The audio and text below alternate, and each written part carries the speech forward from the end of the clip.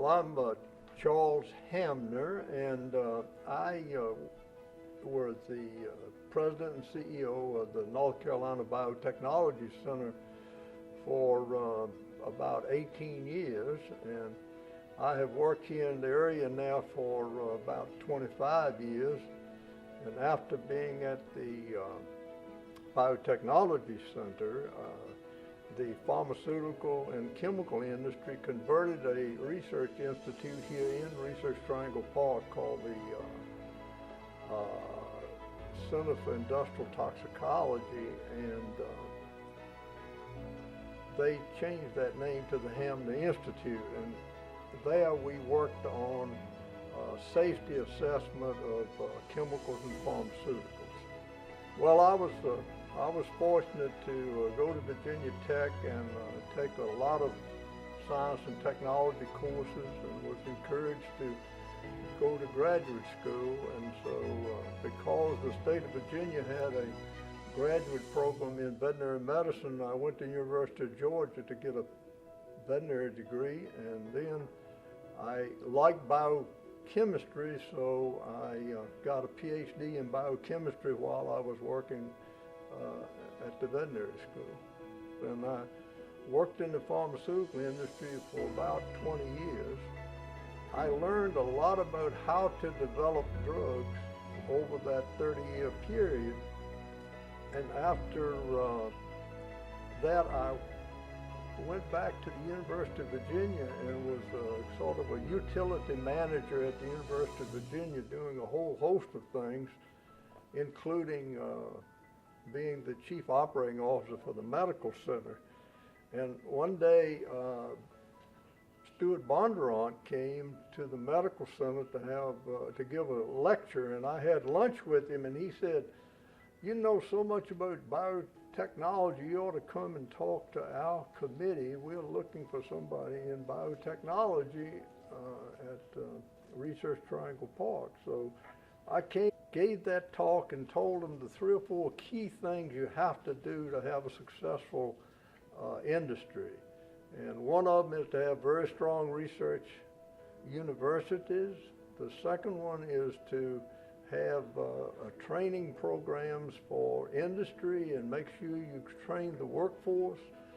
And last but not least, you had to be able to finance startup companies, because emerging companies create jobs and grow the economy. The Biotechnology Committee asked me if I would come and help start the Biotechnology Center here and get its program set up. Everything was timed perfectly for the startup of biotechnology in North Carolina. They had created enough good research here in the research universities. The state government was very supportive. Governor Jim Hunter, and as you know, was the originator of the North Carolina Biotechnology Center. And he was very supportive. The legislators was very supportive. And we were able to set up programs throughout the school systems in North Carolina, and set up the community colleges to train workers. And then we had monies to recruit pharmaceutical companies here. We recruited a huge number. So the number of biotechnology companies over a 20-year period went from a handful to over 600 now. And these biotechnology companies employ directly about 60,000 people. And the support around these companies to support the operation of these companies is 4 people for every direct employee. So there's another 240,000 people working in biotechnology. So over a 20-year period, you develop 600 companies and 300,000 jobs. And so you can't get much luckier than that on timing. Well, 2 things. I got here at the right time. Timing is always important.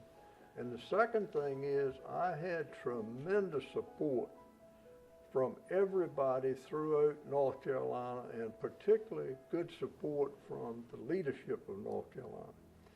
And if you can have all of those things, we had several people at the Biotechnology Center when I got there, like Stephen Burke, Mark Dibner, Donna Maroney,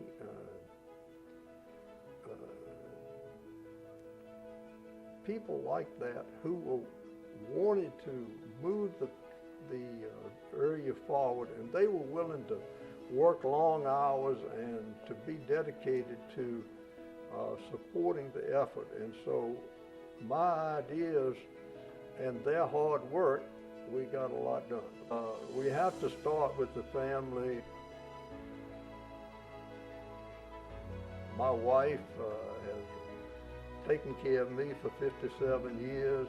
All my high school and college teachers and professors, from my major professor, who was Bill Williams, Stuart Bondurant, who was the dean of the medical school, Jerry Hancock, who headed up the biotech program, Jim Hunt, Bob Jordan. Those people were so helpful to me. And then the leadership of the legislature, gee, there's endless people that you'd have to thank.